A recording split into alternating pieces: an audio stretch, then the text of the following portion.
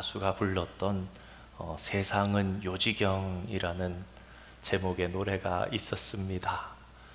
그 노래를 트로트 같은 노래죠. 좋아하려고 좋아할 시절도 아니었지만 워낙 인기가 있어서 아마 대한민국에 살던 분들은 가사를 모를 수가 없었을 것입니다. 그 가사에 보면 여기도 짜가 저기도 짜가 짜가가 판을 친다, 그런 가사가 있지요. 짜가, 가짜라는 말입니다. 우리는 지금 그야말로 그때보다 더 가짜들이 판을 치는 그런 세상에 살고 있습니다. 얼마나 세상이 온통 가짜로 뒤집혔는지 이제는 가짜로 사는 것에 대해서 불편함을 모를 뿐더러 그 가짜에 점점 익숙한 삶을 살고 있는 건 아닌가, 그런 생각을 합니다. 오히려 진짜의 삶을 살아가는 사람들이 이제는 골동품 같은 시대가 되어버린 것이 오늘날 저와 여러분이 사는 시대의 분위기인 것 같습니다. 세상만 그런 것이 아닙니다. 이러한 현실 앞에서 영적으로도 생각해 보게 됩니다. 주님께서 우리를 향해 품고 계시는 부르심의 자리가 어디인지를 생각해 보는 것은 매우 중요한 문제가 될 것입니다. 왜냐하면 우리가 주님의 부르심의 자리가 어디인지 알지 못한다면 우리도 영적으로 가짜의 삶을 살게 될 수밖에 없기 때문입니다. 이에 대한 답을 위해서 우리가 생각해 보려고 오늘 사도행전 13장의 말씀을 보았는데요, 조금 이것을 좀 더 논리적으로 더 이해하기 쉽게 결론을 내기 위해서 순서를 앞뒤를 바꾸어서 먼저 4절에서 16절까지의 말씀을 다루면서 생각을 해보고 이어서 1절에서 3절의 말씀을 논의하면서 오늘 말씀의 결론을 내려보려고 합니다. 사도 바울의 3번에 걸친 전도 여행 우리는 다 잘 알고 있을 것입니다. 1차, 2차, 3차 전도 여행까지 떠났다가 3차에서 돌아왔을 때에 이제 예루살렘에서 붙잡히게 되지요. 그래서 천부장에 의해서 이동하고 변론하고 하다가 로마로까지 가게 되는 그런 과정이 사도행전에 기록되어 있습니다. 그 중에서 오늘 우리가 함께 받은 사도행전 13장의 본문은 사도 바울의 첫 번째 제1차 전도 여행을 다루고 있는 그런 장면입니다. 4절 말씀을 보면 바울과 바나바가 성령의 인도하심을 따라서 배를 타고 구브레어에서 복음을 전하는 것으로 전도 여행이 시작됩니다. 그리고 6절 이하에 기록되어 있는 기사는 처음으로 있었던 첫 번째 전도지에서 만난 첫 번째 기사가 소개되는 내용이라 하겠습니다. 거기서 바울 일행은 바예수, 그러니까 바는 누구누구의 아들이죠.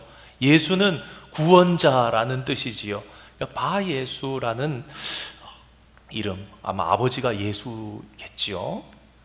여러분, 1세기에 예수라는 이름은 굉장히 흔한 이름이었습니다. 그럴 수밖에 없었던 게 많은 사람들이 메시아를 대망하고 바라고 있었기 때문에 예수라는 이름이 이 사람 예수네? 제가 어릴 적에 성경 그 어린이 동화에서 봤더니 그런 얘기가 적혀 있더라고요. 저 아이의 이름이 뭡니까? 그러니까 예수예요. 이랬더니 그거는 우리를 구원하시는 구원자란 뜻인데, 그러면서 놀라는 그런 장면이 아마 작가의 상상을 통해서 적혀 있는데 아이들에게 이렇게 쉽게 다가갈 수 있을지 모르지만 사실은 그때는 그렇지 않았던 거예요.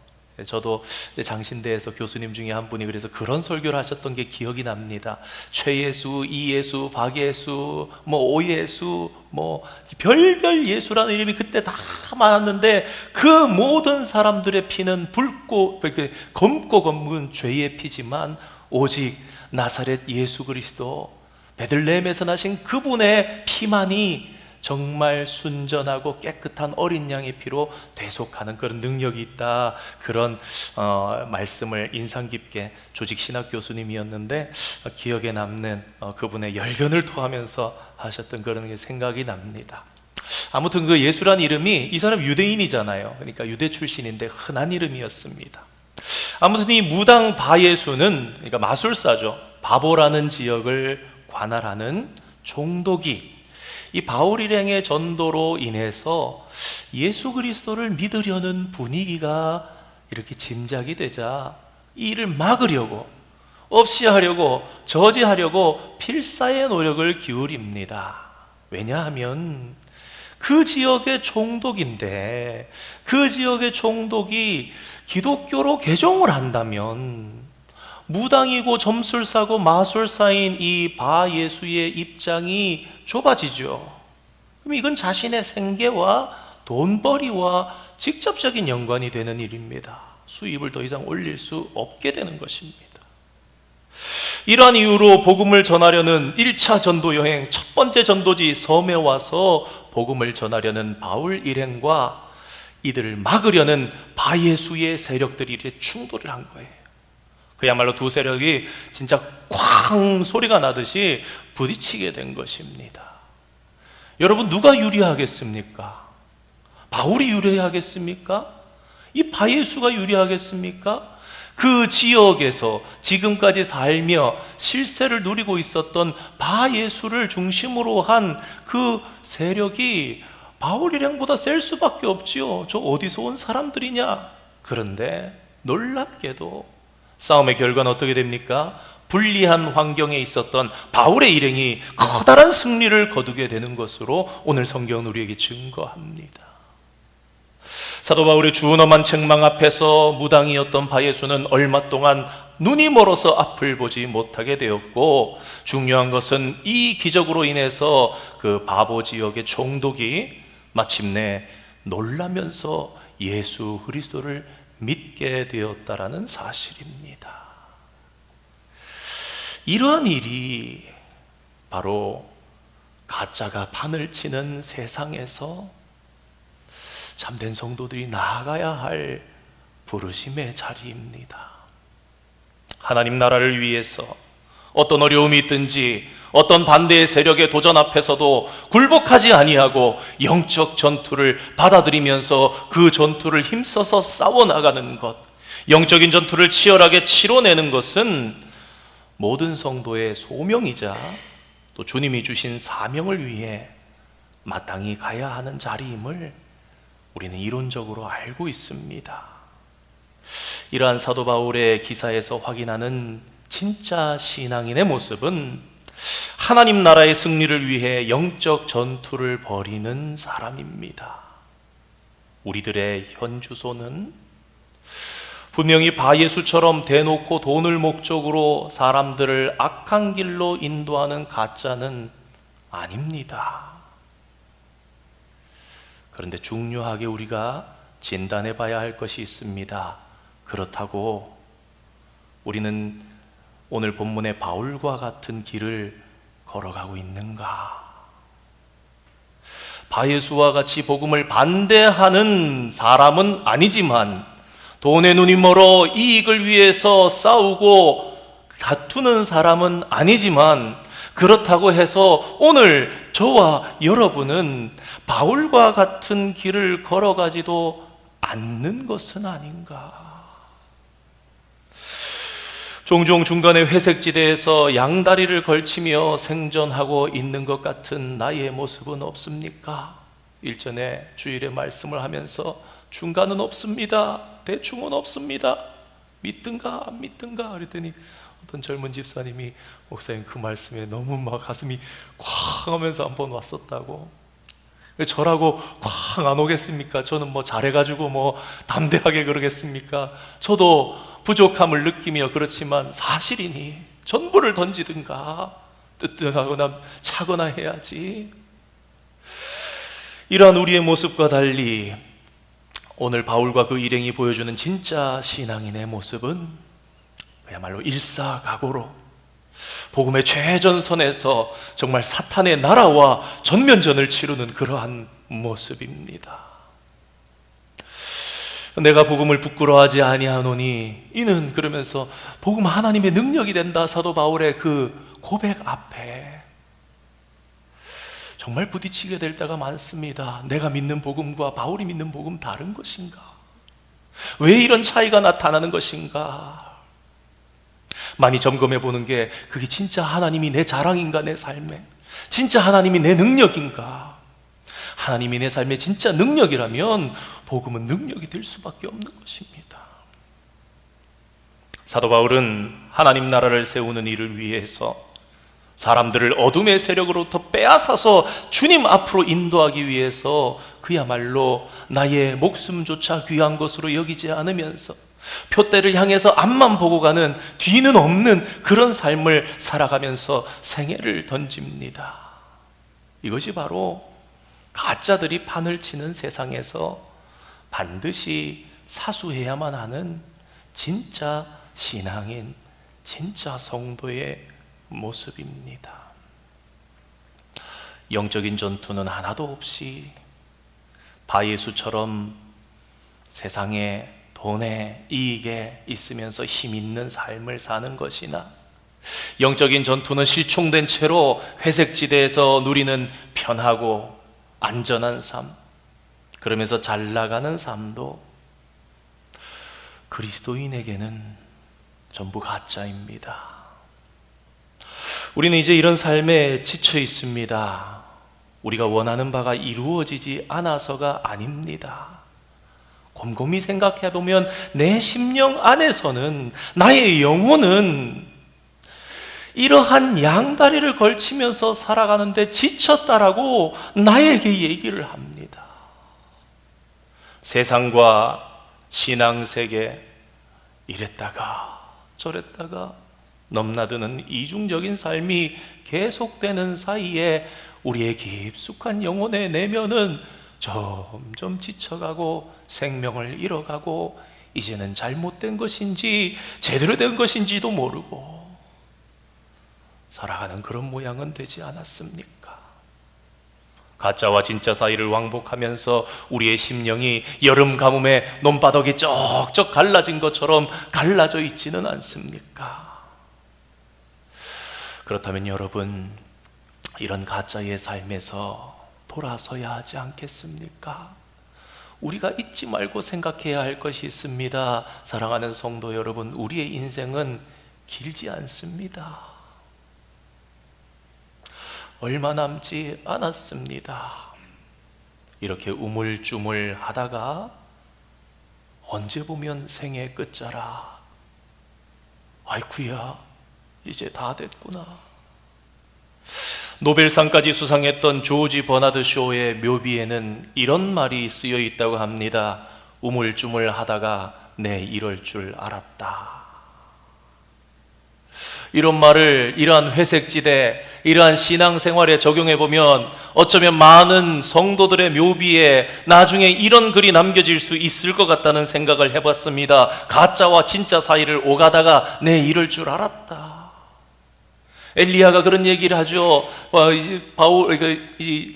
바알과 아세라 선지자 850명 모아놓고 대결을 벌이기 전에 그럽니다. 이스라엘을 향해서 어느 때까지 너희가 둘 사이에서 머뭇머뭇하려느냐 그러지 않습니까? 그런데 이스라엘 사람들 뭐라 그럽니까? 한마디도 대답하지 아니하더라. 여러분이 한마디도 대답하지 않았다라는 그 말은요, 엘리야 선지자 당신 말이 맞습니다, 동의가 아닙니다. 거기에 우리는 동의는 못하겠다라고 가만히 체면 차리고 빼고 있는 겁니다. 그렇다면 이제 우리는 어디로 가야 하겠습니까? 신앙의 회색지대적인 삶을 청산하려면 과연 어떻게 해야 할까요?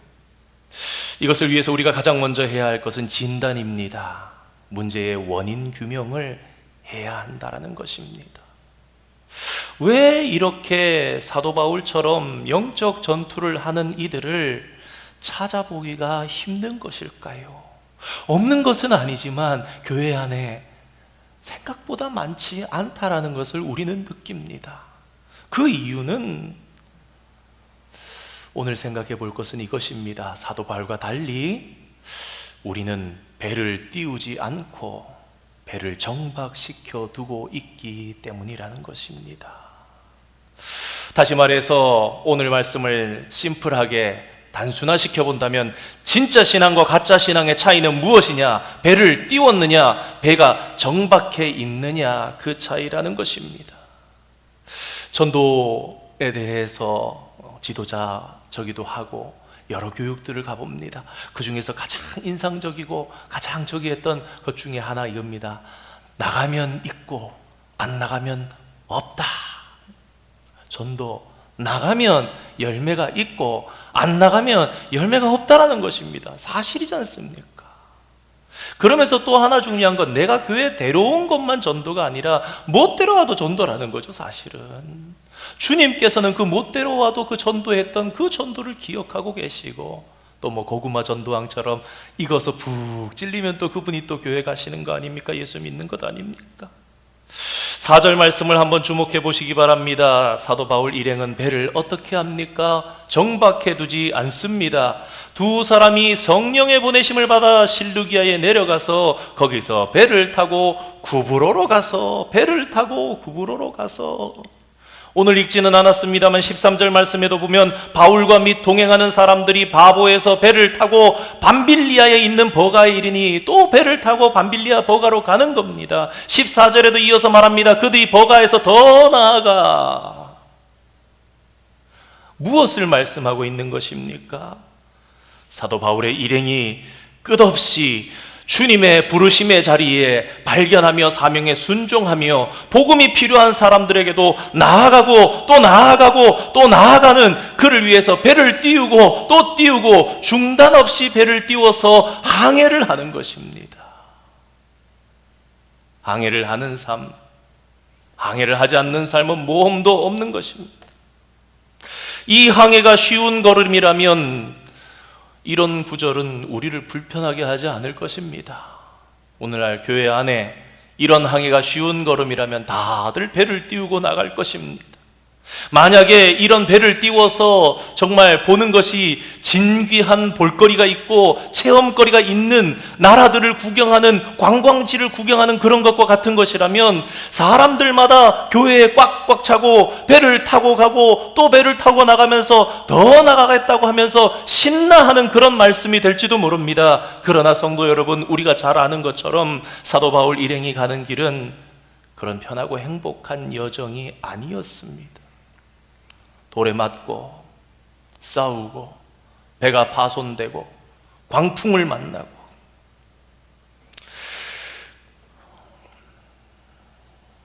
어쩌면 그렇기에 우리는 배를 안전한 항구에 정박해 둘 뿐 항해를 하지 않는 것은 아닙니까? 도전하지도 않고 도전하지 않으니 모험도 감행되지 않지요. 그러나 우리가 정말 주목해야 할 대목은 바로 여기입니다. 배를 띄우는 사람에게는 분명한 하나님의 임재와 현존이 보장된다라는 것입니다. 나가면 있고 안 나가면 없다라는 것은요, 나가면 하나님이 도와주시는 거예요. 박해가 없고 조롱과 멸시가 없는 것이 아니라 박해도 있고 조롱도 있지만, 그러나 하나님이 함께 하신다는 거예요. 정말 감당하기 힘든 영적 전투의 자리이지만 은혜를 붙잡고 나아가는 그 사람에게만 주님의 위대한 능력을 맛보게 하신다는 것입니다. 신학자인 톰 라이트는 사도행전의 때와 오늘 우리가 믿는 때를 비교해 볼 때에 우리 시대에 없는 것이 박해와 표징이라고 그렇게 지적했습니다.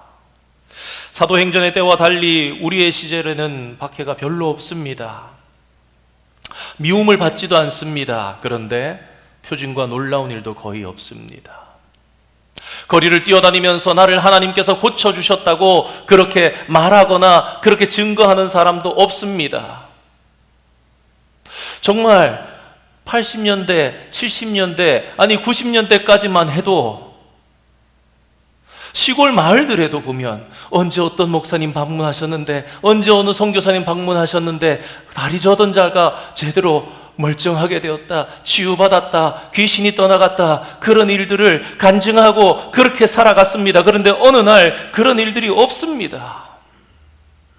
딱히 치유받은 사람도 없고 돌에 맞거나 박해당하는 사람도 없습니다.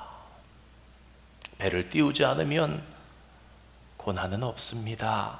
그러나 동시에 표적도 없고 기이한 하나님의 역사도 볼 수가 없습니다. 성도 여러분, 이렇게 삶을 살다가 정말 의미 없이 떠나고 싶은 분이 혹시 이 자리에 계십니까? 아마 그런 분은 한 분도 없으실 것입니다. 내가 그래도 기왕 예수 믿는 거 진하게 믿어야지, 생명을 느껴야지, 뜨겁게 찬양해야지, 내가 기도하면 하나님의 영이 내게 임하시고, 내가 예배 드릴 때 하나님의 임재가 느껴지고, 그렇게 살아야지, 내가 전도하다가 욕을 먹을지라도 정말 하나님 앞에 열매 있게 사도 바울처럼 뜨겁게 살아야지 가슴이 불끈불끈하긴 하지만 때로 행동 가운데로, 실천 가운데로 나아가지 못할 때가 많습니다. 그러나 사랑하는 성도 여러분, 제가 잘해서가 아니라 저와 여러분이 함께 말씀 앞에서 진정한 하나님을 믿는 자의 삶을 교훈받기 원합니다. 그저 안전하게 사는 생애로 만족하지 마시기 바랍니다. 그러한 삶에 거룩한 불만족을 가지는 여러분 되셨으면 좋겠습니다. 우리 옆에 분들하고 잠깐 이렇게 한번 고백할까요? 거룩한 불만족을 가집시다. 한번 옆에 분들과 인사하겠습니다. 거룩한 불만족을 가집시다. 만족하고 지금 있지 말고, 이대로 안 되겠다, 거룩한 불만족을 가져야 되지 않겠습니까? 돌에 맞을지라도 우리가 나아가는 것을 통해서 사람이 회복된다면, 한 영혼이 구원받는다면 우리는 그 길을 걸어가야 할 그리스도인이라는 것입니다. 비록 교회에서 신앙생활을 하다가 견디기 어려운 일이 있어도, 만일 그 견디기 어려운 일로 통해서 교회가 하나 되고 교회가 회복되고 교회가 나아진다면, 그렇다면 성경은 우리에게 말합니다. 사랑하는 아들아, 사랑하는 딸아, 그 견딤의 길이 힘들더라도 그 길을 선택하라는 것입니다. 그리스도의 남은 고난을 내 육체에 채우라 말씀하시는 것입니다. 그리고 너도 함께 그리스도의 영광에 동참하라 하시는 것입니다. 우리가 끝없이 다시 들어가는 것을 통하여 우리의 가정이 회복된다면 누가 포기하겠습니까? 내 가정 살려야지 그러면서 들어가지 않겠습니까? 고통의 자리 가운데로. 내 아들이 내 딸이 죽어가게 생겼고 다치고 건져내야 되겠으면 우리 중에, 이 자리 중에 어느 누가 그 자리로 다시 달려가고 또 다시 달려가지 아니하겠습니까? 어떤 고통을 겪더라도 포기할 수가 없는 일인 것입니다. 그런데 그 이유는 간단합니다. 우리를 위해 싸워주시는 너무나 좋으신 나의 하나님께서 나와 함께 하시는 거예요. 고난의 자리에 나와 함께 하시는 거예요.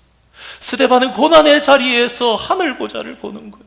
바울은 고난의 감옥의 자리에서 내 옆에 서서 지난밤에 주님이 나와 같이 계신 걸 보는 거예요. 그런 말씀들을 읽으면서 주기철 목사님 같은 분은 감옥에 나와 함께 고통당하는 예수 그리스도의 모습을 보는 거예요.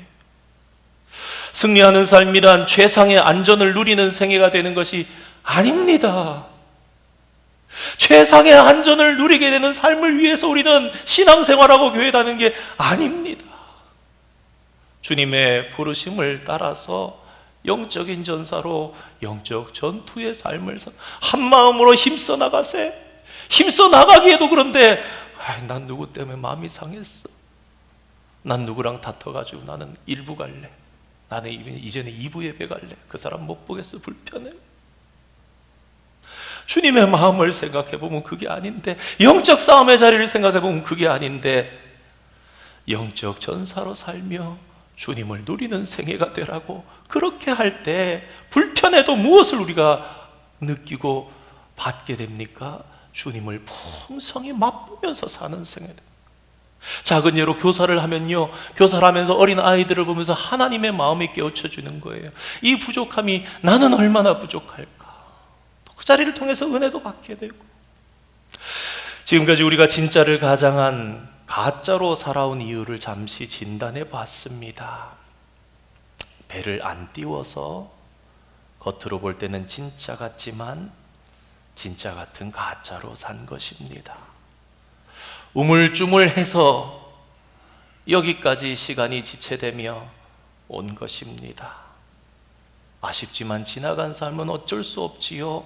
중요한 것은요, 앞으로의 남은 삶입니다. 이제 저와 여러분에게 남아있는 삶을 그것마저도 우물쭈물하다가 주님 앞에 설 수는 없지 않겠습니까? 그렇다면 특단의 조치가 있어야 할 것입니다. 과연 대처 방안이 무엇이겠습니까? 이제 이에 대한 대답을 거꾸로 거슬러 올라가서 사도행전 13장 1, 2, 3절에서 답을 찾아보려고 합니다. 결론적으로 말씀드립니다. 영적 전투에서 승리하는 삶, 이러한 영적 전투에서 바울과 같은 삶을 살아가려면 결론적으로 말씀드리고 싶은 이것입니다. 일상을 치열하게 살아야 한다라는 것입니다. 가짜에서 진짜로 나가는 삶을 너무 거창하게 설정해두기만 하면요, 실천하지 못합니다. 답은 맞아요. 그건 맞습니다. 그런데 한 번에 그렇게 못 갑니다. 좋지 않은 방법일 거예요. 물론 소수의 누군가는 할 수 있을 것입니다. 그렇게 되면 그 슬로건을 바라보면서 많은 성도들이 이렇게 항변할 것입니다. 아이고, 저는 안 되겠네요. 목사님, 저게 답은 맞지만요, 저는 지금 겨우 기고 있는데 저건 안 됩니다. 어떤 분은 목사님, 저는 목회자가 아닙니다. 평신도입니다. 그렇게 말씀할 것 같습니다. 그러나 성도 여러분, 기억하시기 바랍니다. 결전의 날에 영적 전투지에서 승리하는 길은요, 하루하루에 우리에게 주어진 작은 평범한 일상을 얼마나 치열하게 영적 전투를 벌이면서 살아가는가, 거기에 달려있다라는 거예요. 여러분 한번 보시기 바랍니다. 우리는 흔히 대결에서 승리하는 길이 결전하는 날에 목숨 걸고 싸우고 열심히 죽기 살기로 싸워야지 치열하게 분투하면서 이겨내느냐 못 이기느냐에 달려있다고 생각하기 쉽습니다. 그러나 그것도 필요한 것이고 그것도 귀한 것이지만요, 여러분 한번 생각해 보시기 바랍니다. 결전의 날인데 안 싸울 사람 있습니까? 결전의 날인데 내가 밀리면 목숨이 없는데, 내 가족도 없는데 치열하게 싸우지 않을 사람이 있겠습니까? 아마 없을 것입니다. 그러니까 영적인 그 결전의 날은요, 모두 다 생명 걸고 싸우는 거예요. 그렇다면 우리에게 정말 필요한 것이 무엇인가? 결전의 날의 비장함과 치열함이 아니라 결전의 날의 비장함과 치열함이 이르기 이전에 일상에서의 치열함이 있어야 된다라는 거예요. 여러분, 외적으로 승리를 거두려면요, 먼저 내전에 승리해야 합니다. 외적으로 싸움을 하고 있는데 내전 나면요, 그 나라 망하는 거예요. 세계사 가운데 많이 있습니다. 사역에서 승리하려면 먼저 우리의 성품이 승리해야 합니다. 오늘 본문 1절에서 2절 3절을 한번 생각해 보기를 원합니다. 사도 바울 일행이 배를 띄워서 제1차 전도 여행의 첫 행선지인 구브로에 가서 능력의 대결을 통해서 외적으로 승리하는 일이 4절에서부터 12절이에요. 근데 그 전에 먼저 내적인 승리가 있었다라는 것을 여기서 살펴보자는 것입니다. 여러분, 내적인 문제와 한계를 넘는 장면이 바로 1, 2, 3절에 들어 있습니다. 그렇게 넘어서기 힘든 편견을 넘어서는 안디옥 교회의 모습을 한번 보시기 바랍니다.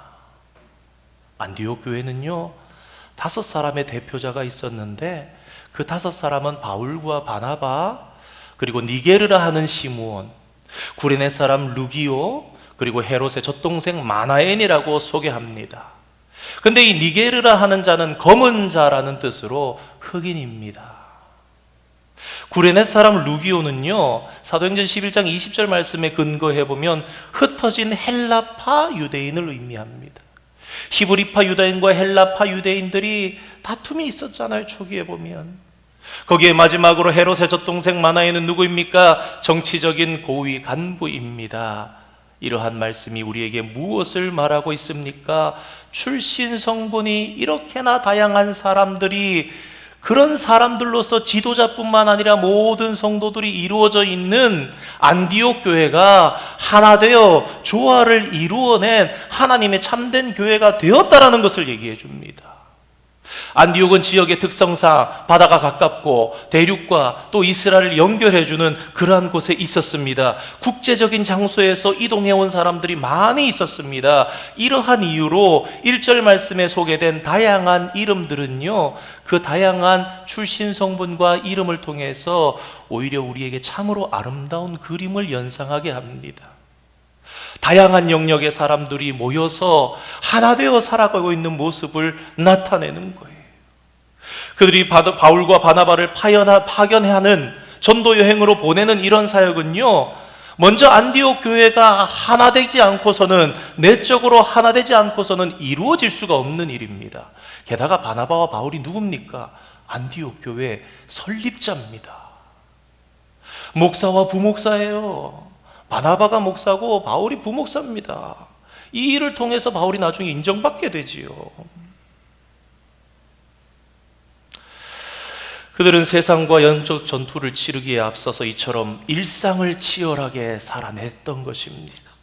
그 치열하게 살아냈던 일상이 바로 교회가 인종과 신분과 다양한 출신 성분을 뛰어넘어서 예수 그리스도 안에서 온전하게 하나가 되는 사역입니다. 이것이야말로 밖에 나가 사람들을 괴롭히는 귀신의 세력을 쫓아내는 것만큼 귀중한 하나님 나라의 사역이라는 것입니다. 예로부터 우리 어르신들 그랬잖아요. 가화만사성이라. 가정이 평안해야 사람이 나가서 일을 할 수 있는 것입니다. 자기 가정을 돌보지 못하는 자는, 우리 성경에도 있지요. 장로와 집사의 저기 보면 있지요. 자기 가정을 다스리지 못하는 자는 참 무겁고 두려운 말씀입니다만 그렇게 되는 것입니다. 내적 문제. 교회가 내적으로 서로를 가로막고 있는 장벽을 허물고 사랑 안에서 하나 되는 것보다 세상을 향해 더 영향력 있는 메시지를 내는 것은 없습니다. 그렇잖아요. 초대교회가 내적으로 하나 되니까 그 예루살렘의 모든 사람들이 다 그리스도인들 되려고 그랬잖아요. 야, 저들 참 이상하다. 그런데 참 아름답네. 반대로 한번 생각해 보시기 바랍니다. 성도 사이에 싸우고 다투고 오해하고 마음을 가르고 편을 나누고 인사 안 하고, 그런 우리의 삶의 기도를 하나님이 받으십니까? 하나님 그러시죠. 기도가 막힌다. 영적 전투가 되겠습니까? 싸우기도 전에 싸움이 안 되는 거지요. 오늘 본문을 잘 보시기 바랍니다. 저들은 이 사역을 온전히 감당하기 위해서 무엇이라고 합니까? 일상에서 금식하며 기도합니다.